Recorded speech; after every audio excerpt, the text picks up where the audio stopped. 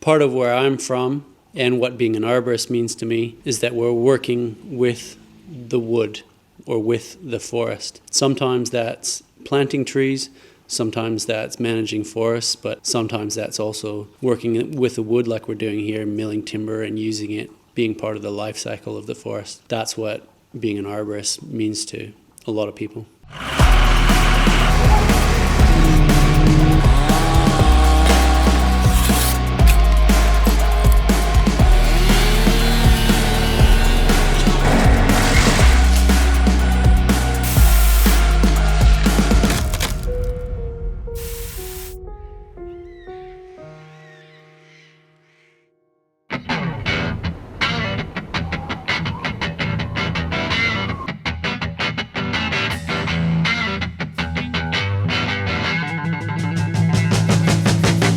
So these logs are all macrocarpa. It's really good quality timber.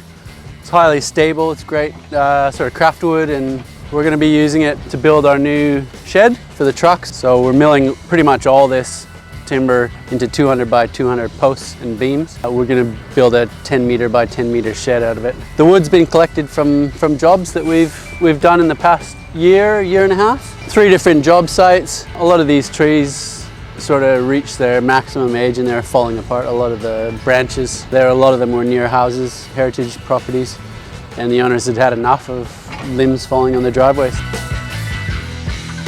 We've got Adrian down here from Devonport to mill it up for us.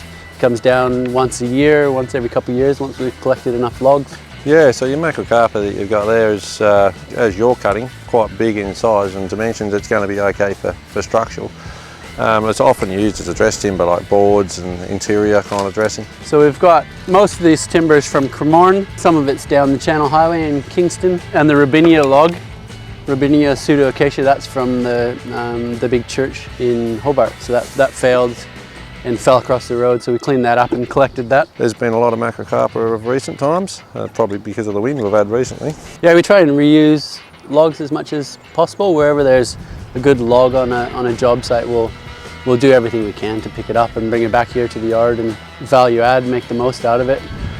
We don't sell any of the timber, we reuse a lot of it. It's quite good weather resistant. A lot of people have built houses from it, so it's a good all-rounder.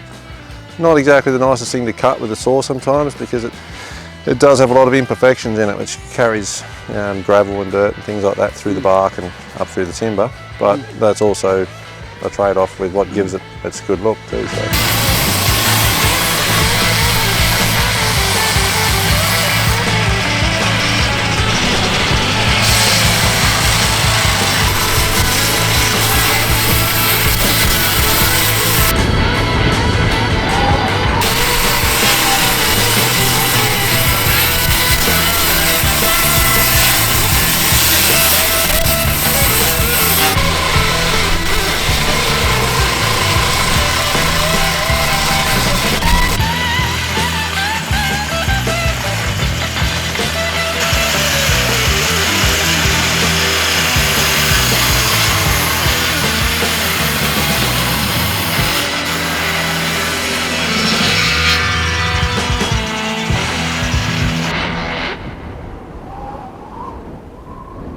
The Lucas mill, this is a 10-inch, so it can cut a 250mm vertical and horizontal cut. So your biggest piece of timber in one pass, if you like, can be 250mm. It can slab, there is slabbing attachments for it, but generally speaking we can only do a 500mm slab with the blade setup that it's got on it. A lot of people don't recognise something like that, what it's going to be good for. Yeah. And they just look at it and go, oh, that's all knotty and horrible and we'll just burn it. But as you see quite a few fire piles around the excavator sitting beside it, right. Smouldering away, so it's a bit sad. And a lot of people think that the log itself has high value, like they try and sell us a log, oh that log's worth $3,000. Yeah.